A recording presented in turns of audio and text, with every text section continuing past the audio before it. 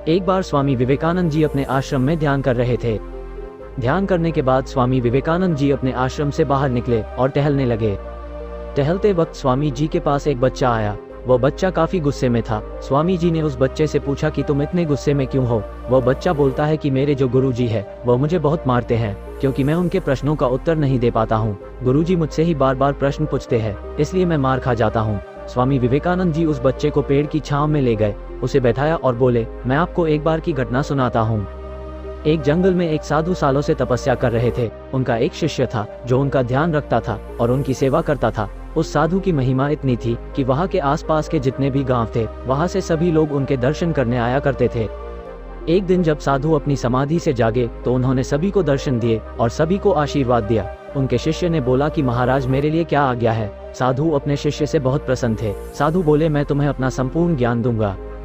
जब शिष्य की शिक्षा पूरी हो जाती है तो वह साधु से बोलता है कि अब मैं भी दूसरी जगह जाकर साधना करूंगा। तो साधु जी उसे समझाते हैं कि अगर कोई समस्या आए तो मुझे जरूर याद करना। उसके बाद साधु को प्रणाम कर शिष्य वहां से निकल जाता है। जंगल में भटकते भटकते वह काफी दूर निकल जाता है, पर उसे कोई ऐसी जगह नहीं मिली जहां वह तपस्या कर सके। फिर वह एक जगह पर रुक कर थोड़ा आराम कर लेता है। फिर वह आगे की ओर निकल जाता है। थोड़े आगे चलते ही उसे एक ऐसी जगह मिल जाती है जहाँ पर वह तपस्या कर सकता है।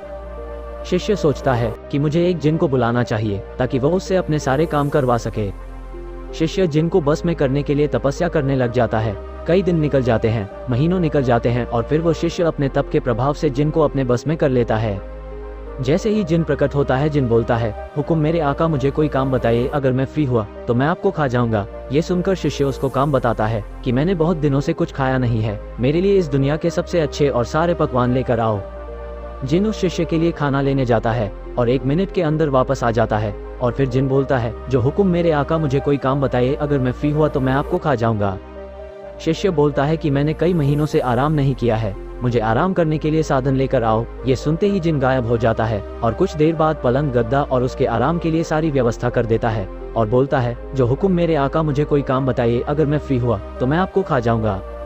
अब शिष्य सोचता है कि मैं इसे कोई भी काम बताता हूँ, ये जरा में कर देता है और फिर बोलने लगता है, जो हुकुम मेरे आका मुझे कोई काम बताइए, अगर मैं फ्री हुआ तो मैं आपको खा जाऊंगा। अब मैं क्या करूँ, ये तो मुझे खा ही जाएगा।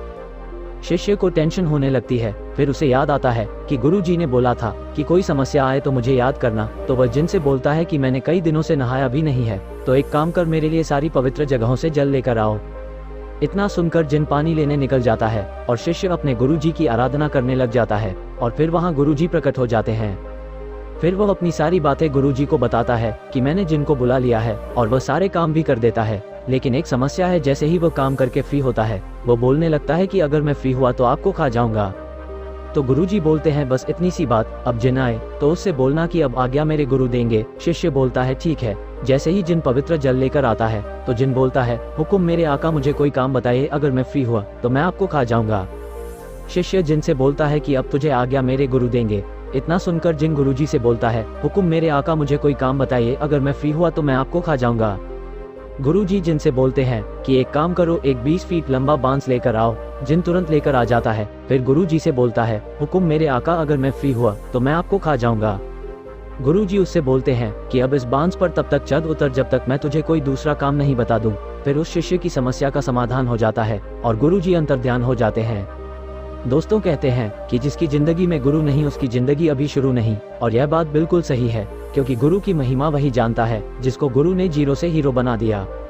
हमारी जिंदगी में तो गुरु का महत्व बहुत ज्यादा है। जैसे जिंदा रहने के लिए सांसों की जरूरत होती है, उसी तरह जिंदगी में सफलता पाने के लिए सही गुरु की जरूरत होती है। जिंदगी में गुरु की बात मानने वाला व्यक्ति सफलता की सीढ़ियों पर चढ़ता जाता है, और जो व्यक्ति गुरु की महिमा को नहीं समझता है वो ठोकरें खाता रहता है। इसलिए गुरु की महिमा जानना बहुत ज्यादा जरूरी है, क्योंकि गुरु हमें सभी समस्याओं से बचाता है, क्योंकि उन्हें पता होता है कि कहाँ क्या समस्या आती है और समस्या का हल कैसे करना है।